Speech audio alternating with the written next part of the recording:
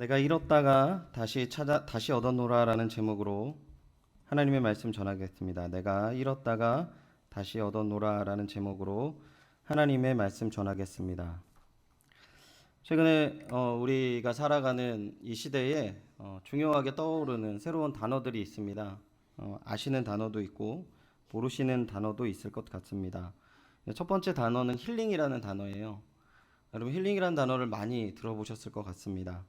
힐링이라는 단어는 영어 힐이라는 HEAL이라고 표기되는 치료하다, 낫다, 치유되다라는 의미의 단어에서 명사형으로 ing를 붙여서 치유, 치료 이런 단어죠. 근데 이 힐링이라는 단어를 쓸 때 그냥 육신의 치료만 이야기하는 게 아니라 마음의 치료도 이야기하는 시대인 것 같다라는 거죠. 지금 지친 몸과 마음이 회복되는 시간을 갖고 있는가? 어디에서 당신은 치유되고 있는가? 이것을 질문하는 것입니다. 그리고 또 이제 여러분 잘 아실진 모르겠는데 잠깐 한때 막 스치듯이 광풍이 불다가 싹 사그러진 단어가 있는데 욜로라는 단어입니다. 이 욜로는 현재를 즐기며 사는 태도를 일컫는 단어예요. 영어로 You only live once라는 표현으로 한 번뿐인 인생이니까 오늘을 즐기라는 것입니다. 그래서 오늘을 즐기라고 이야기하는 되게 유명한 라틴어가 있는데 카르페 디엠이라는 표현이 있어요. 그러니까 그 표현이랑 유사한 표현이에요. 청년들이 카르페 디엠 이렇게 문구에다가 써놓은 경우를 제가 꽤 많이 봤거든요. 그러니까 한 번뿐인 인생을 충분히 즐기면서 살자 이렇게 이야기하는 부분이 있는데 이 의미는 지나치게 이야기하면 나의 행복이 최우선이다. 그리고 표현할 수 있고 보편적으로 이야기하면 행복을 추구하는 삶을 사는 삶 이렇게 이야기하는 거죠. 그래서 이 욜로라는 단어가 이제 떠올랐을 때는 심지어는 자기가 이제 번 돈을 이제 여행에 다 쏟고 왜냐면 내가 행복하면 되니까 내가 즐거우면 되니까 거기에 다 붓는 상황이 된 거죠. 그런데 그렇게 하다 보니까 남는 게 없어요. 여행 갔다 오고 펑펑 쓰는 게 남는 게 없어요. 그리고 이제 유행했던 단어가 뭐냐면 소확행이라는 단어입니다. 소확행은 작지만 확실한 행복이라는 뜻인데요.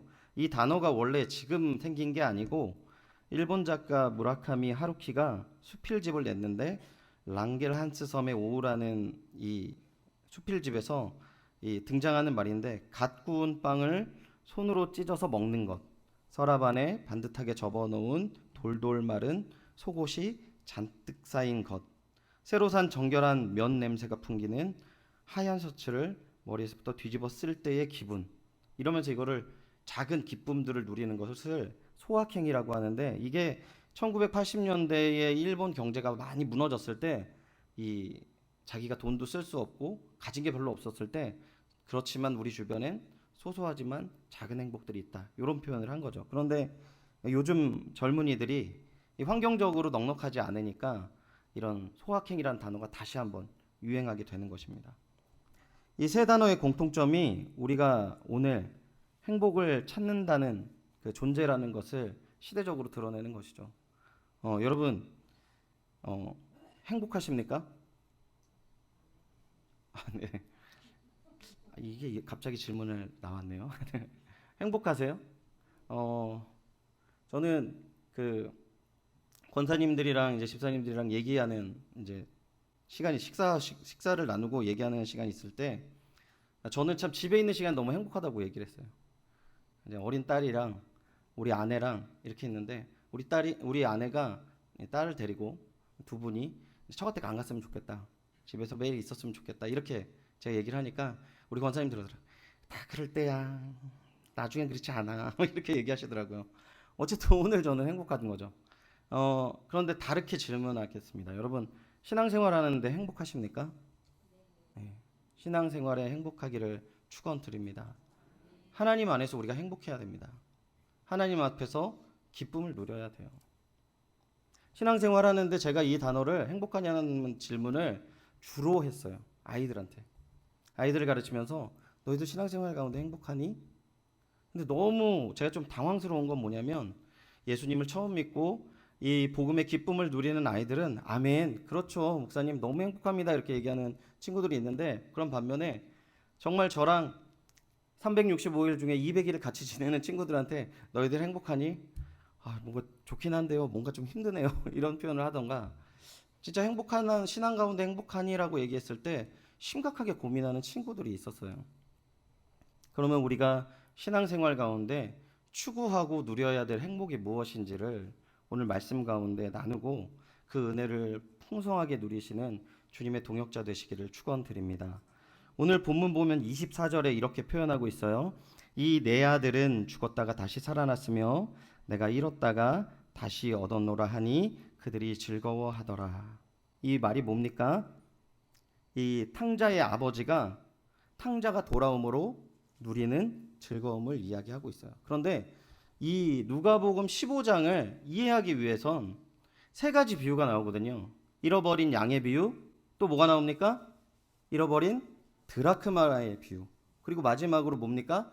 잃어버린 탕자의 비유가 나와요. 근데 이 세 비유가 왜 나왔냐는 거예요. 우리 15장 1절과 2절 말씀 같이 한번 다시 읽어보도록 하겠습니다. 15장 누가복음 15장 1절과 2절 말씀입니다. 다시 우리 같이 한번 읽어보도록 하겠습니다. 시작. 모든 세리와 죄인들이 말씀을 들으러 가까이 나오니 바리새인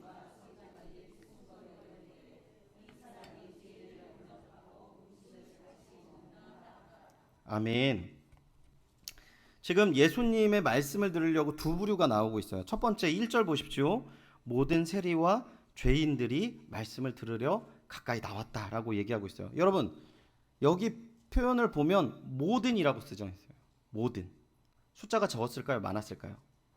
많았어요. 그런데 이 모습을 보고 또 다른 한 부류는 마음이 불편했어요. 2절 보겠습니다. 바리새인과 서기관들은 수군거려 이르되 이 사람이 죄인을 영접하고 음식을 같이 먹는다. 그 유대의 정결 의식을 1세기에 보면은 죄인과 함께하면은 그냥 죄인이에요. 근데 죄인들이 하나님의 말씀에 반응하고 하나님이 예수님께서 그 죄인들과 함께 있는 모습을 보고 이 바리새인과 서기관들이 그 모습을 비난하고 있다라는 거예요. 자, 그러면 예수님께서 세 가지 비유를 말씀하셨습니다. 잃어버린 양의 비유, 잃어버린 드라크마의 비유, 탕자의 비유. 여러분, 이 세 이야기를 누구에게 이야기를 하고 있을까요? 그러면 제가 말씀드린 1절에 죄인들, 2절에 바리새인과 서기관들, 누구한테 얘기하는 것 같습니까? 네, 모두 다. 예. 깜짝 놀랐습니다. 모두 다가 정답이긴 한데요. 죄인들에게도 하시는 말씀이지만 가장 중요한 중심은 누구에게 있냐면 이 바리새인과 서기관들에게 중점적으로 그 마음을 담아서 이야기를 하는 거예요. 왜 그렇겠습니까? 하나님께서는 복음을 처음 만난 모든 사람들에게도 기쁨을 주고 은혜와 사랑이 흘러넘치게 하시겠지만 신앙생활을 열심히 하고 주님을 붙잡고 살아가는 사람들 모두가 계속적으로 풍성한 은혜와 사랑을 누리는 것을 원하시기 때문에 그러세요. 첫 번째와 두 번째 주제에는 어떠한 기쁨이 있습니까? 찾는 기쁨이 있어요. 잃어버린 양을 찾는 기쁨이 있고 잃어버린 드라크마를 찾는 기쁨이 있습니다. 그래서 뭘 이야기하십니까? 예수님께서 나는 지금 잃어버린 이 죄인들을 찾는 기쁨이 있다라고 이야기를 하고 있어요. 그리고 천국에서 이러한 기쁨이 풍성하다라는 것을 이야기하고 있어요. 너무 중요하다라고 이야기하고 있습니다. 여러분, 첫 번째 우리가 기억해야 될 건 무엇입니까? 우리 가운데요, 새 생명이 살아나는 기쁨이 늘 흘러넘쳐야 된다는 거예요. 여러분, 여러분의 자녀들, 그리고 우리 주변에 있는 이웃들 어떻게 해야 된다고요?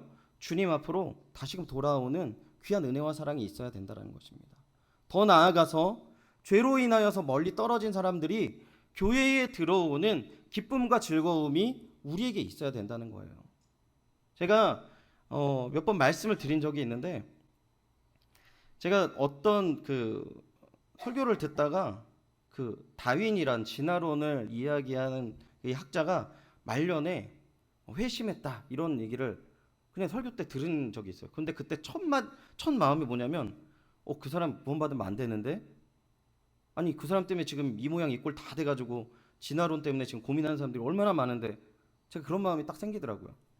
근데 조금 있다 보니까 하나님 입장에서 보면 다윈이나 저나 그렇게 다른 게 없는 거죠.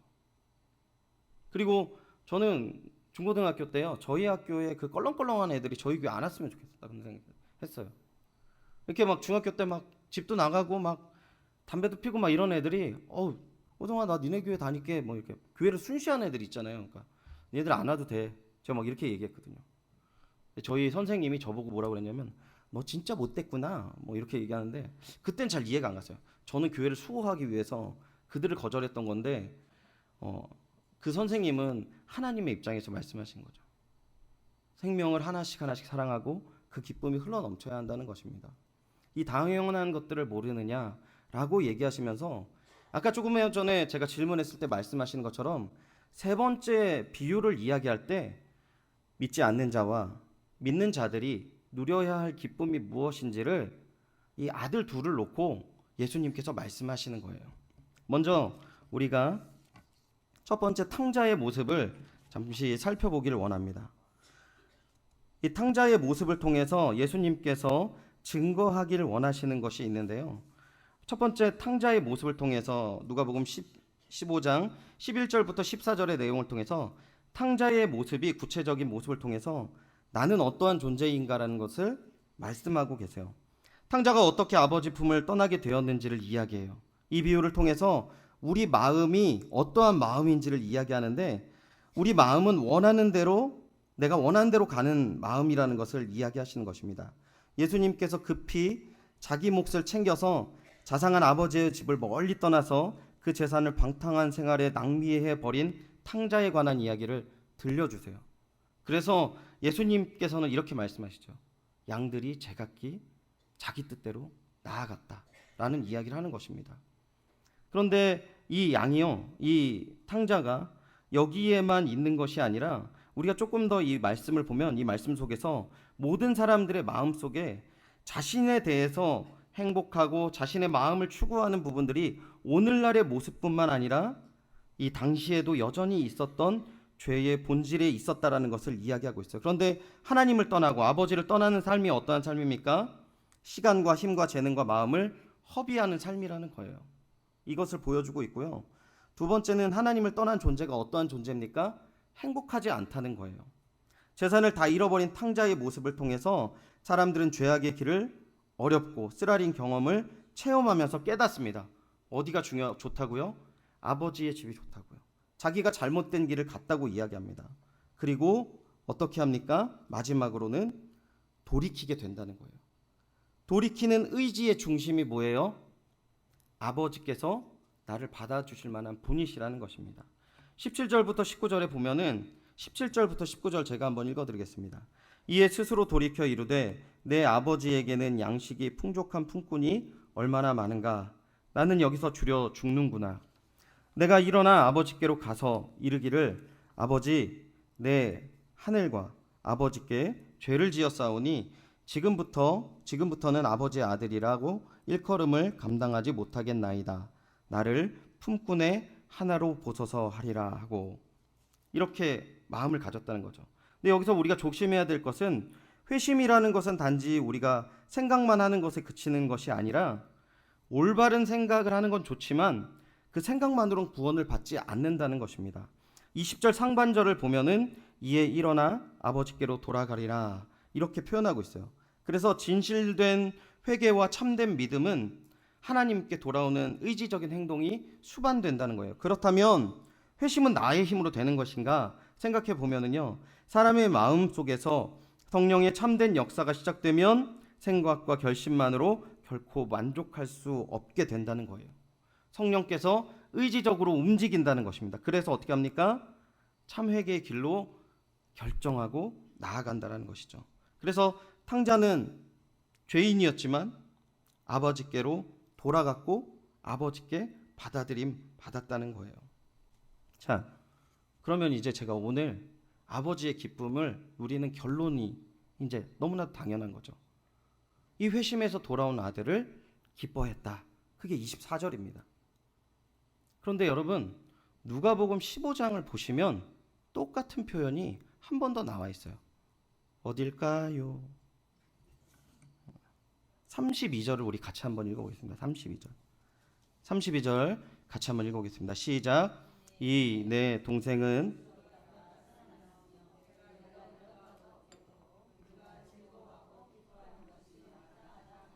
아멘. 여러분, 똑같은 기쁨의 내용을 한 번은 하나님이 이것을 너무 기뻐한다라고 이야기를 하고 있어요. 그래서 우리는 우리 가운데 회심의 은혜와 사랑을 공동체 가운데 꼭 기억하고 누려야 된다는 사실을 잊지 않으시기를 권면드립니다. 여러분, 우리 주변은 주의 말씀으로 변화되는 역사를 경험하지 않으면 우리 신앙에는 기쁨을 가질 수가 없어요. 그런데 우리가 과연 어떻게 해야 되는지, 그 일에 동참하고 그 일의 은혜와 사랑을 누릴 수 있는지를 오늘 보면 32절에서 이야기를 하고 있어요. 그런데 똑같아요. 잃었던 것을 다시 찾아야 되고 죽었던 것이 다시 살아나는 은혜를 경험해야 되는 것이죠. 그런데 지금 이 대상이 누구입니까? 누구에게 설득하고 있어요?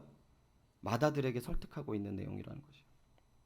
그러면 왜 우리 마다들이 이 아버지의 기쁨을 누리지 못하는가? 우리가 한번 생각해 보시면, 첫째 아들이 왜 하나님 그 아버지의 기쁨을 누리지 못합니까? 첫째 아들은 이렇게 생각하는 거예요.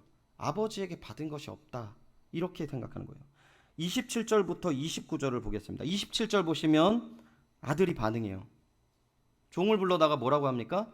이 잔치 소리가 뭐지? 라고 얘기해요. 그러니까 뭐라고 얘기합니까? 당신의 동생이 집으로 돌아왔습니다. 그래서 잔치를 여는 거예요. 이렇게 얘기하니까 28절 마다들의 반응이 나와 있어요. 마다들이 뭐라고 합니까? 화가 났다라고 얘기해요. 성경에서. 화가 나서 집으로 씩씩거리면서 들어갑니다. 들어가니까 아버지가 무슨 말씀하세요? 야, 너도 잘 왔다. 여기 앉아서 우리 같이 기쁨을 누리자라고 얘기를 합니다. 그러니까 29절에 한번 우리 29절을 같이 한번 읽어보겠습니다. 29절 같이 읽어보겠습니다. 시작. 아버지께 대답하여 이르되 내가 여러 해 아버지를 섬겨 명을 어김이 없거늘 내게 염소 새끼라도 주어 나와 내 벗으로 즐기게 하신 일이 없더니. 아멘. 여러분, 여기서 한 가지만 질문하겠습니다. 여러분, 지금 신앙 가운데 너무나 큰 풍성한 은혜와 사랑을 매일매일 가득가득 누리고 계십니까? 여러분, 아멘이라고 대답을 하셨는데 아멘이라고 대답을 큰 소리로 하셔야 돼요. 이 아들이 뭐라고 얘기하냐면, 아버지, 나는 아버지한테 받은 게 하나도 없어요. 아버지한테 난 고생만 하고 받은 게 하나도 없습니다. 이렇게 얘기하는 거예요. 근데 그 아버지가 뭐라고 얘기합니까? 31절 다 같이 한번 읽어보겠습니다. 31절입니다. 시작. 아버지가 이르되 너는 항상 나와 함께 있으니 내 것이 다 내 것이로되. 할렐루야. 하나님의 모든 것이 다 우리 거라는 것입니다. 하나님 곁에 있는데 하나님의 모든 것들을 누리지 못하는 사람들에게 하나님 이렇게 얘기합니다.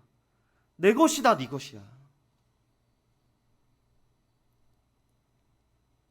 은혜가 없다고? 이 시대에 갈 데가 없다고? 예배 드릴 곳이 없다고? 말씀의 은혜가 없다고? 누릴 게 아무것도 없다고? 라고 말씀하시지만 하나님의 대답은 무엇입니까? 내 모든 것이 다 너의 것이다 라고 이야기한다는 것이죠. 두 번째, 마다들이 기쁨에 동참하지 못하는 이유는 무엇입니까? 자신의 동생을 동생으로 여기지 않아요. 30절 상반절을 보겠습니다.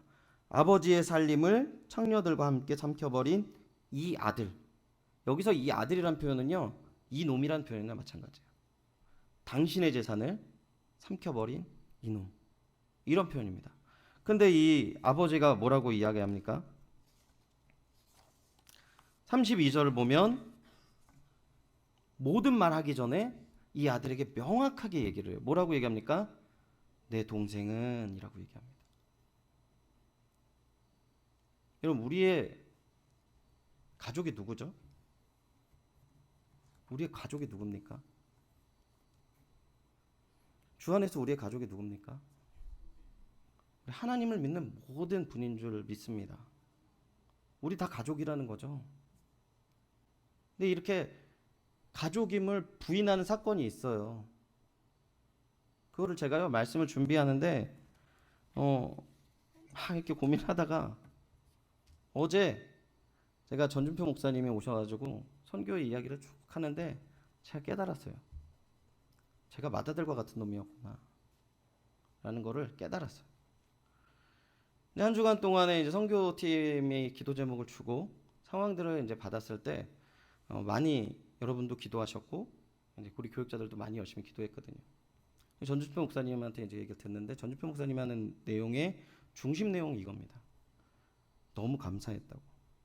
왜 감사했어요? 물어보니까 팀원들 한 분 한 분이 본인이 갖지 않는 마음으로 이 주님의 일을 하는데 이 목사님이 굉장히 중요한 거를 깨달았대요. 자기가 앞으로 목회를 이렇게 하면 되겠구나 이런 생각. 자기의 날카로운 지성과 날카로운 상황 판단보다 하나님의 마음으로 일을 감당하고 일을 감당하는 기쁨을 누리시는 걸 보고 자기가 많이 배웠다는 거예요. 너무 많이 은혜롭다는 거예요.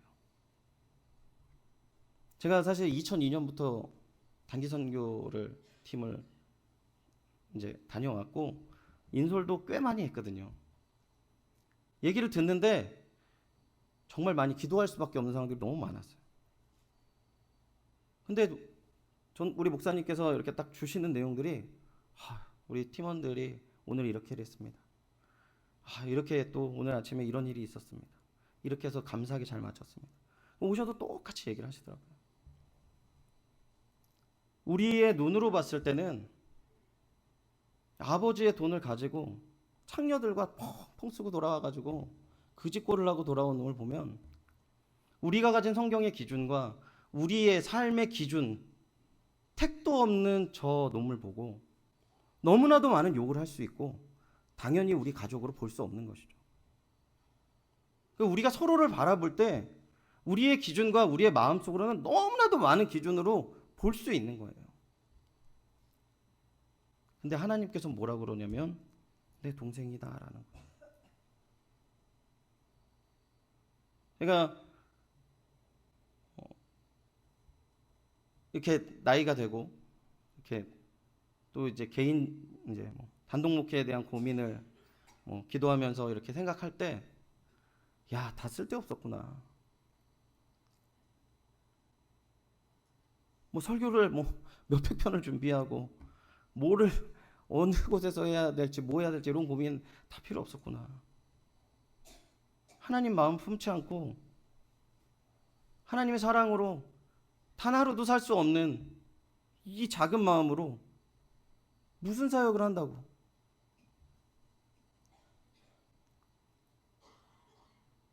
처음에 이게 선교팀 그 첫 번째 차가 우리 권사님들이랑 여집사님들이랑 먼저 차가 갔어요. 근데 마음이 별로 좋진 않았어요. 근데 제가 이렇게 그때도 마음이 이건 이렇게 하고 이건 저렇게 하고 정작 영혼을 생각하고 정작 하나님 마음을 품지 못하고 정작 내가 사랑해야 될 사람들을 사랑하지 못하면서 너무나도 많은 판단을 하고 있더라고요. 내 입술로는 내 형제고 내 입술로는 내가 사랑한 사람인데 결국은 제 마음속에 저 사람은 우리와 함께 할 수 없어 라는 마음이 제 마음이 가득하더라고요.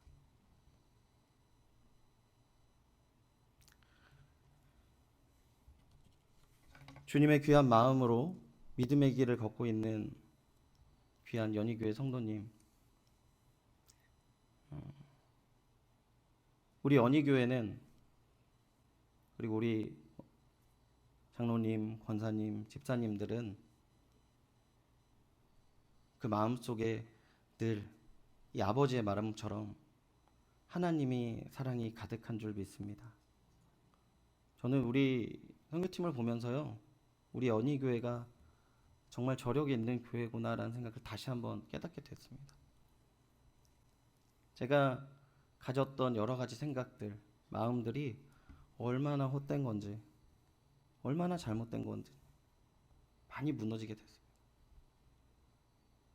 귀한 이 은혜와 이 풍성하신 모습들이 우리 다음 세대에게 풍성하게 전달되기를 소원합니다. 저는 이번 사역을 보면서 제가 좀 마음속에 그런 확신이 들었어요. 아직까지도 이렇게 교회를 사랑하시는 귀한 권사님들, 집사님들이 계시고 어려운 일을 너끈히 감당하시는 장로님들 계시는데 하나님께서 더 풍성한 일들을 우리에게 허락하실 것이고 우리 가운데 얼마나 많은 회복이 일어날까. 하나님 안에서 기쁨과 회복의 은혜와 사랑이 늘 가득하시기를 축원드립니다. 우리가 우리의 시선으로 우리를 바라볼 때는 기쁨을 누리지 못할 때가 많은 것 같습니다. 너무나 잘 알고 있지만 하나님의 은혜의 시선으로 서로를 바라보시기를 권면드립니다. 물론 제가 제일 급한 것 같고요. 이 귀한 은혜와 사랑으로 우리 연희교회 가운데 천국과 같은 기쁨이 흘러넘쳐 우리 형제 자매 부르시면서 서로를 바라볼 때 늘 기쁨이 넘치고 그리고 우리 하나님 앞에서 주신 마음으로 말미암아 주님께 영광 돌리는 귀한 연희교회가 될 것입니다.